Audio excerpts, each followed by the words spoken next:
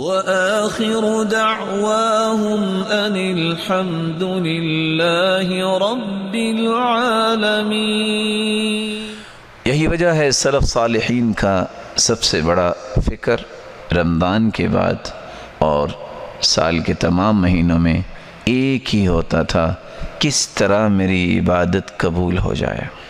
اس لیے عبداللہ ابن مسعود رضی اللہ تعالیٰ عنہ کہا کرتے تھے، جتنی زمین ہے اگر یہ سونے سے بھر جائے تو مجھے یہ اتنی اچھی نہیں لگے گی اور میں اس کا مالک بن جاؤں، جتنی مجھے خوشی اور راحت اور سرور اس بات میں ہے کہ مجھے پتہ چل جائے کہ اللہ نے میرا عمل قبول کر لیا۔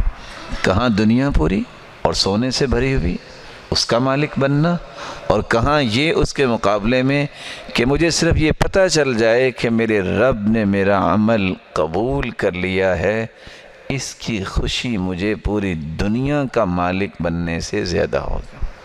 اور فضالہ بن عبید کہا کرتے تھے، اگر مجھے پتہ چل جائے کہ اللہ نے میرا ذرے کے برابر کیا گیا عمل بھی قبول کر لیا ہے تو میں ساری دنیا کا مالک بن جاؤں تو مجھے یہ عمل کی قبولیت زیادہ محبوب ہے، کیونکہ قرآن نے اس بات کی گواہی دی ہے کہ اللہ قبول کرتے ہی عمل ان لوگوں کا ہے جو متقی ہوتے ہیں۔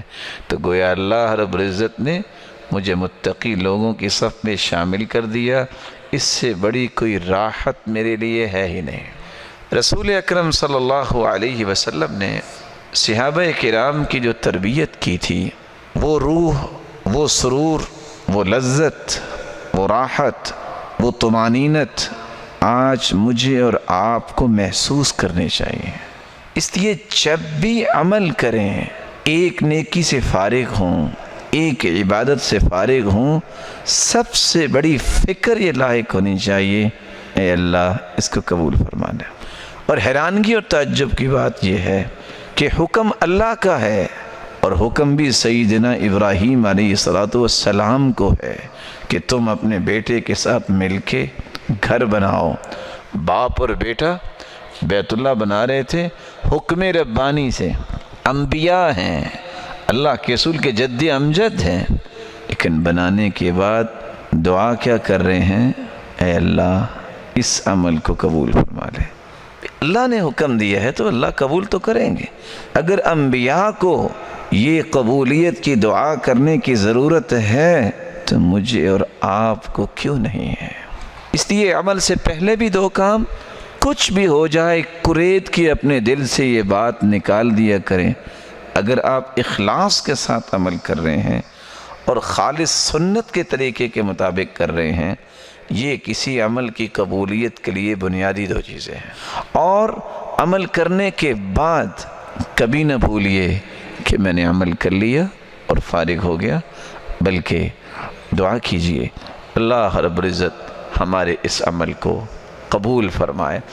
سلف کا یہ رویہ معلّہ بن فضل بیان کر رہے ہیں، 6 مہینے تک وہ دعائیں کرتے، اللہ رمضان کی مبارک گھڑیاں نصیب فرما۔